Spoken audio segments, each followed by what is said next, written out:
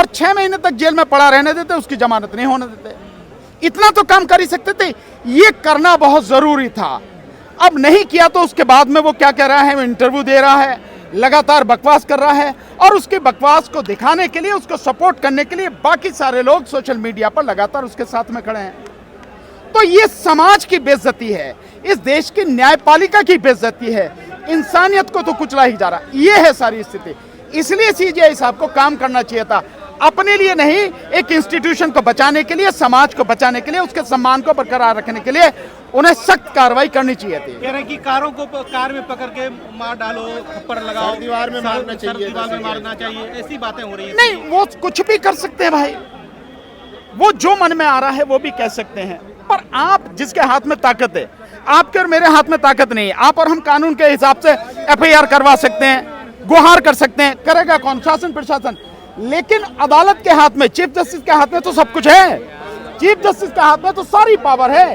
तो देश के संविधान को बचाने के लिए, क्योंकि संविधान को गाली दी गई, संविधान को जूता मारने का प्रयास किया गया, देश की न्यायपालिका के सर पे, मुंह पे जूता मारा गया है, देश की इंसानियत के सर पे जूता मार गया, और पूरे के पूरे दलित समाज को गाली दी गई, अपमानित किया गया। इस खातिर तो सीजीआई को काम करना चाहिए था। धर्मात्मा तुम अपने लिए रह सकते हो, पर बाकी सबके लिए जिसकी जिम्मेदारी, जिसको बचाने की संविधान है जिम्मेदारी, उसे तो बचाते हैं आप। बेंगलुरु में एफआईआर दर्ज की गई, पंजाब में दर्ज की गई। बेंगलुरु में कहीं भी एफआईआर दर्ज करने का कोई मतलब नहीं है। बेंगलुरु में हो, कहीं भी हो, सब जगह इनकी सरकार है, ये सब कुछ यही करेंगे। बात ये है कि जब तुम्हारे हाथ में सीधे सीधे है, तुम क्यों नहीं कार्रवाई करते? क्यों जरूरत पड़ती बेंगलुरु में एफआईआर कराने की? अगर उसे उसी समय अरेस्ट करके जेल भेज दिया जाता। पावर है सुप्रीम कोर्ट के पास में। के परिवार को बोलना पड़ रहा है, सीजीआई के उनकी माँ, उनकी बहन बोल रही है सोशल मीडिया पे। क्या बोल रही है सोशल मीडिया पर? क्या बोल रही है सोशल मीडिया पे? मैंने सुना नहीं। संविधान तो अपने अगर माँ बोल रही है तो अपने बेटे को बोले ना कि तूने कार्रवाई क्यों नहीं करी। उनकी बहन बोल रही है तो सीजीआई को बोले, भैया तूने कार्रवाई क्यों नहीं करी। सोशल मीडिया पर बोलने से क्या होता? सारे जज हैं, सभी को करना चाहिए था। तो सीजीआई ने नहीं किया, तो जो उनके साथ में बाकी और जजेस बैठे थे उनको करना चाहिए था। ये क्यों करना चाहिए था उन्हें? क्योंकि ये सीजीआई का अपमान नहीं, ये पूरी न्यायपालिका का अपमान है। एक पूरे समाज को बेइज्जत किया गया है। कुछ लोग सर, ये मामला सिर्फ आगे बढ़ाया जा रहा है, जबरदस्ती का कोई मामला ही नहीं है। नहीं तो उनकी नजर में तो कुछ भी नहीं है। आपको कत्ल कर दे तो भी मामले को बढ़ाने वाली बात कहेंगे। अभी आईपीएस ने आत्महत्या की है ना हरियाणा में, दलित आईपीएस ने आत्महत्या की है, आप उसको भी कह रहे हैं कि नहीं बढ़ाओ आप।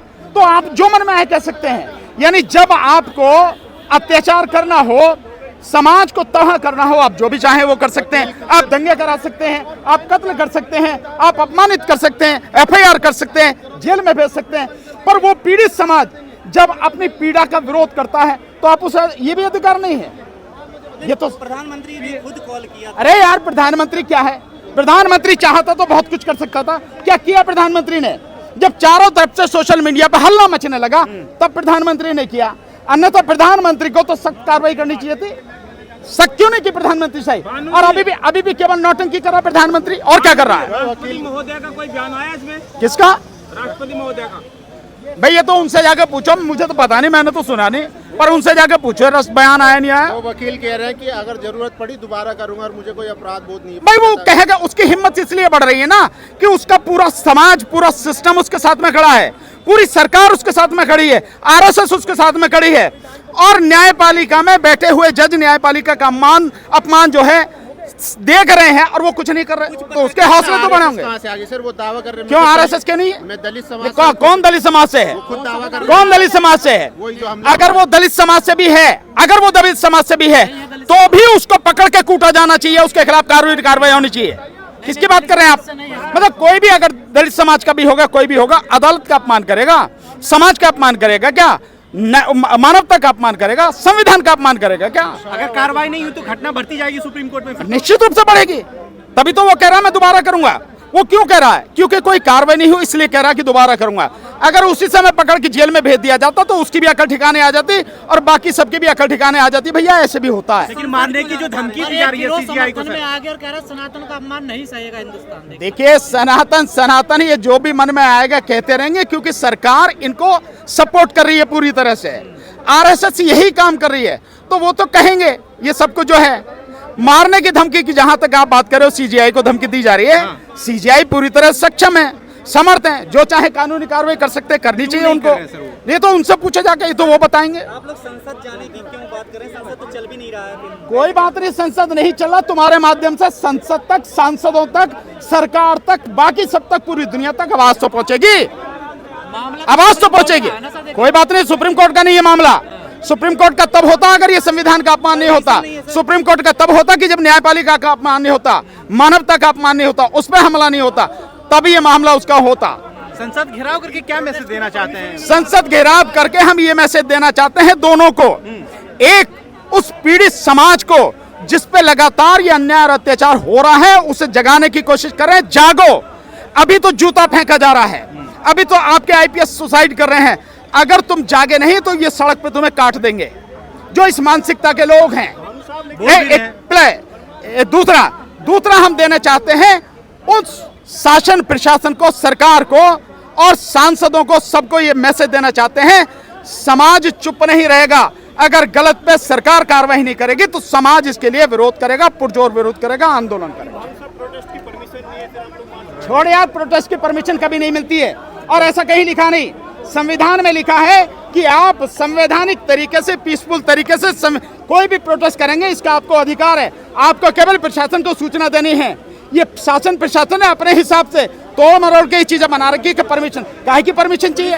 हम क्या, और जो भी करना वो उनका काम में रोकें, लेकिन क्या कर रहे हैं हम लोग? प्रदर्शन ही तो कर रहे हैं, और क्या कर रहे हैं हम लोग? लेकिन जब सीजीआई ने माफ कर दिया तो आप लोग क्यों नहीं माफ कर सकते? सीजीआई ने कहा ना कि व्यक्तिगत उसको माफ कर सकते हैं। ये न्यायपालिका पे हमला है, हम नहीं देना दयालु, हम नहीं माफ कर सकते। ये मानवता पे हमला है, हम नहीं माफ कर सकते। और ये पूरे दलित, शोषित, पीड़ित समाज पे हमला है, तो सीजीआई माफ कर दें, समाज माफ नहीं करेगा। और हम समाज का हिस्सा हैं, इसलिए हम विरोध कर रहे हैं, हमारा अधिकार। ग्वालियर में एक वकील हैं अनिल मिश्रा साहब, वो भी कह रहे हैं कि अंबेडकर साहब ने नहीं लिखा था, वो निर्माता नहीं है। ये ऐसे कीड़े मकोड़े जो कहते हैं, जो आरएसएस ने पैदा कर रखे हैं कि संविधान नहीं लिखा था, वो नहीं लिखा था, इनके कहने से सच्चाई नहीं बदल जाती, इनके कहने से इतिहास नहीं बदल जाता।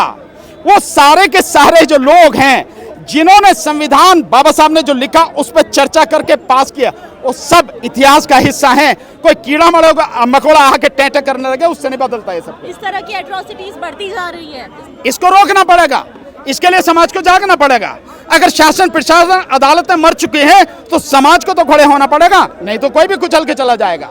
सीजीआई गवाही के हमले को कैसे देखते हैं सर आप? सीजीआई गवाही पे मतलब उन्होंने हमला किया, उन पर जो हमला, तो मैंने तो बता दिया, बिल्कुल गलत है ये इसकी न केवल भर्त्सना की जानी चाहिए कड़े शब्दों में, बल्कि जिस व्यक्ति ने किया, मैंने अभी बताया कि उसको तुरंत गिरफ्तार करके जेल भेजना चाहिए था। और कंटेम्प्ट कोर्ट में कम से कम 6 महीने तक उसे अंदर रखने की तो पावर है। 6 महीने तक उसमें जेल में रहता, उसकी अकल ठिकाने आ जाती है, और उसके बाद जितने भी लोग आज उसको सपोर्ट कर रहे हैं उन सबकी अकल ठिकाने आ जाती है।